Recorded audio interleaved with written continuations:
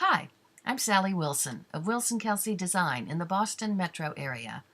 A full remodel of a kitchen can be an expensive proposition.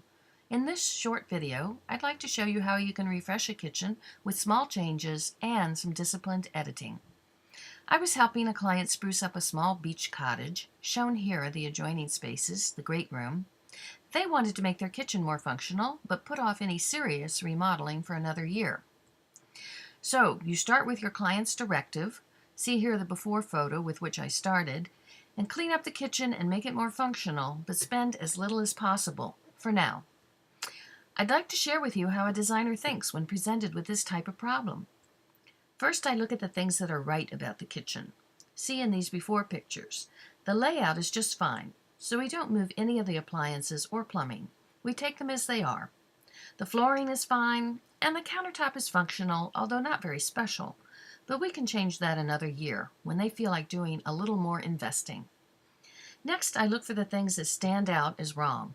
In this case, there are no upper cabinets, which is fine for a beach house, and it saves a lot of money, but the shelving is just awful. Some builder put up the cheapest thing that was readily available.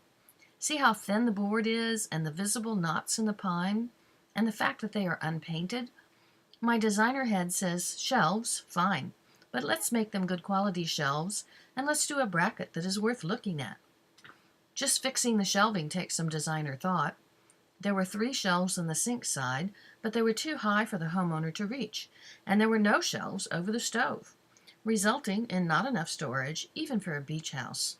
Solution: do 2 rows of shelving on each wall, 2 above the sink and 2 above the stove. I lowered the height of the 2 shelves over the sink so she can easily reach them. Remember to keep the shelves over the stove high enough to pass code, so that flames and heat from the stove do not reach the wood shelves.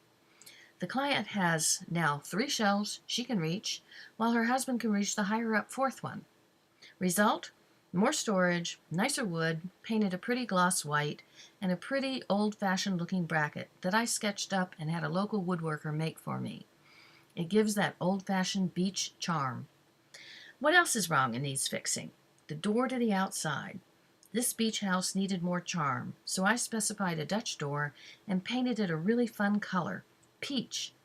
I painted the doors the same color on the outside as well as the inside, by the way. The Dutch door solution is also about emotion. There is something about knowing you can open the top and catch those seaside breezes, and keep the bottom closed so you feel secure. The door becomes a window. Believe me, these small changes can have a huge impact. Now when the Dutch door top is open, it adds color to the kitchen. Color.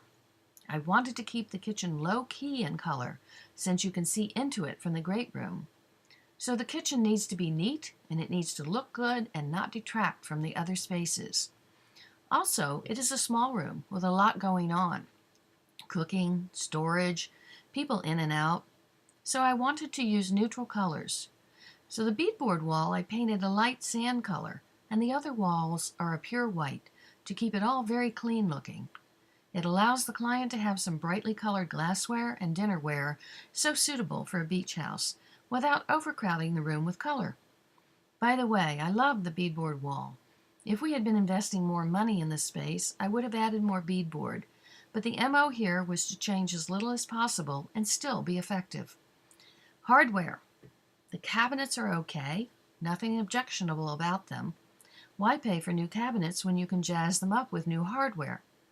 Here is the new pull with a funky seaside kick to it that I specified to bump these cabinets up a notch. Designer tip: measure the hole spacing on the old pulls so when you decide upon the new pulls, they are the same size. I love these sea creatures. For a small investment, you have a big look. Since the open shelves save money, they are a good thing. But because they expose everything, you need to be especially careful about how you arrange things, because this is what you will see every day. See here how I arrange these shelves so they can put their best foot forward. First of all, we want to relegate to the closed storage areas all the food boxes and messy-looking items. We want to take our dinnerware, glassware, trays, and arrange them so that they make a pleasing picture. Repetition of form helps here. Orange bowls stacked and ready for breakfast, trays lined up and looking pretty, glasses grouped together by size and lined up. Like goes with like, and keep the messy things for behind closed doors. That's it. With just these 5 changes, shelves, color, door, cabinet hardware, and arrangement, we cleaned up this kitchen and made a silk's purse out of a sow's ear. I hope you have learned a few tips with a glimpse into how a designer's mind works. At least my mind. Have a great day.